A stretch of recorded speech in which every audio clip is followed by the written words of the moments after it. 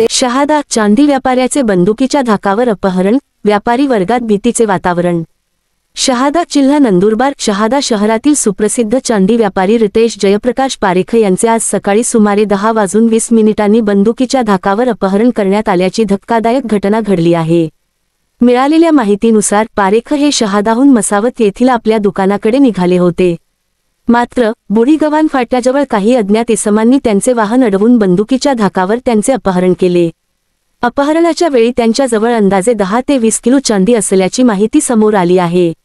या घटनेनंतर परिसरात एकच खळबळ उडाली असून शहादा आणि मसावत पोलीस तात्काळ घटनास्थळी दाखल झाले। मात्र अद्याप आरोपींचा कोणताही मागोवा लागलेला नाही। पोलिसांनी घटनास्थळाजवळील सीसीटीव्ही फुटेज तपासणे आणि संशयित वाहनांच्या हालचालींचा मागोवा घेणे सुरू केले आहे। दरम्यान या प्रकरणी नंदुरबार पोलिसांकडूनही मदत मागवण्यात आली असून सध्या तपास सुरू असल्याचे पोलिसांनी सांगितले आहे। या घटनेमुळे शहादा परिसरातील सोनार आणि चांदी व्यापाऱ्यांमध्ये भीतीचे वातावरण निर्माण झाले आहे। विशेष म्हणजे याआधीही 1.5 ते 2 वर्षांपूर्वी शहादा येथील आणखी एका व्यापाऱ्याचे अशाच पद्धतीने अपहरण झाले होते, मात्र त्या घटनेचा तपास आजतागायत निष्पन्न झालेला नाही। व्यापारी संघटनेने पोलीस प्रशासनाकडे सुरक्षा व्यवस्था मजबूत करण्याची आणि अशा वारंवार घडणाऱ्या घटनांवर नियंत्रण आणण्याची मागणी केली आहे।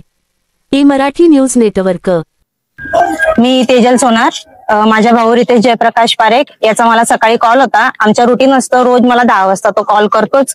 आमचं थोड्या वेळ बोलणं होतं, तसाच मला त्याने आज 9:57 त्याने कॉल केला होता आणि आमचं बोलणं सुरू असताना अचानक त्याचं मला घाबरल्यासारखा आवाज झाला आणि तो असं बोलत होता की काय झालं भाऊ, मला सांगतं खरी काय झालं। आणि ते अचानक 2-3 माणसांचा आवाज झाला की गाडी ठोकली। मग याचा आवाज आला, परत त्यांचे संभाषण चालू असताना माझा फोन सुरू होता। मग मी ऐकलं ते सगळं आणि मग तो म्हणे अरे मी तर गाडी नाही ठोकली। नाही म्हणे तू गाडी ठोकली। अरे भाऊ नाही म्हणे, मला सांगतं खरी म्हणे, मी गाडी नाही ठोकली। असं बोलत असताना फोन कट झाला आणि कट झाल्यानंतर मी लगेच शहाद्याला, माझी वहिनी असते तिला कॉल केला आणि आज त्याचा बाजार आहे, तो मसावतला शहादा ते मसावत रोज अपडाऊन करतो, तर आज तो जास्त माल घेऊन गेला होता दुकानाचा आणि मग त्याच्यामुळे मला तरी वाटतं कोणी कट रचलाच असेल। त्याच्यानंतर तुम्ही फोन लावून म्हणजे परत फोन लागला नाही, त्याला ट्राय केला नाही। मला वाटलं की खरंच गाडी ठोकली गेली असेल रस्त्यात आणि किरकोळ मॅटर झाला असेल, पण तरी पण मनात मला हुरूर होती, म्हणून मग मी माझ्या वहिनीला फोन केला की जे पण झालं असेल तू जा। तो एकटा, आणि तो नेहमी एकटाच जातो, रोज एकटा जातो दुकानावर, म्हणून मग मला काळजीपोटी मी तिला फोन केला की तू लगेच निघ। ती लगेच तिच्या मुलीला घेऊन निघाली आणि मग ती बराच काय कोणता पाडळ जाकी काय तिथपर्यंत म्हणजे जवळपास येत होती, तरी तिने मला कॉल केला। म्हणे मला रस्त्यात कुठेच दिसले नाही म्हणे, तुम्हाला कुठून कॉल आला? म्हटलं मला माहित नाही याने कुठून कॉल केला। गाडी सुरू होती, गाडी सुरू असताना याचा कॉल होता। म्हटलं हा नेमका कुठून त्याने कॉल केला मला नाही आयडिया म्हटलं काय। आता तुम्ही एफआयआर नोंदणीसाठी इथे आलेले शहादा पोलीस स्टेशनला? हो। आतापर्यंत काही ट्रेस झालेलं नाही, अजिबात नाही।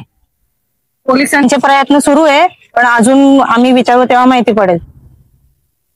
मी हेमंत वसंत सोनार, शहादा सराफ असोसिएशनच्या अध्यक्षाच्या नात्याने इथं आम्ही पोलीस स्टेशनला आलो आहे व आम्ही पोलीस स्टेशनला तक्रार नोंदलेली आहे। इथं शहादा परिसरात जे लुटमार व जे दहशतीचे वातावरण निर्माण झालं आहे त्याबद्दल आम्ही पोलीस प्रशासनाला सूचित करण्यात आलो आहे। याच्या अगोदरही 1-1.5 वर्षापूर्वी आमच्या व्यापारी बांधवजवळ अशीच घटना घडली, तिचं सुद्धा अजून चोरांचा तपास लागला नसताना ही परत दुसरी घटना झाली।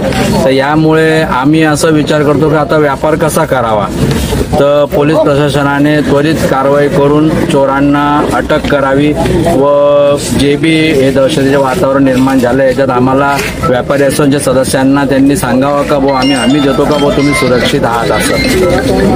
त्याच्याजवळ किती माल असेल?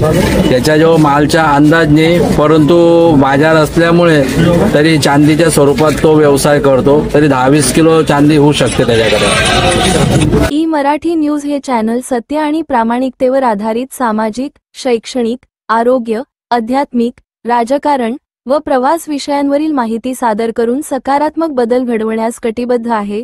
पुढील लिंकवर क्लिक करून आजच चॅनलला सबस्क्राईब करा।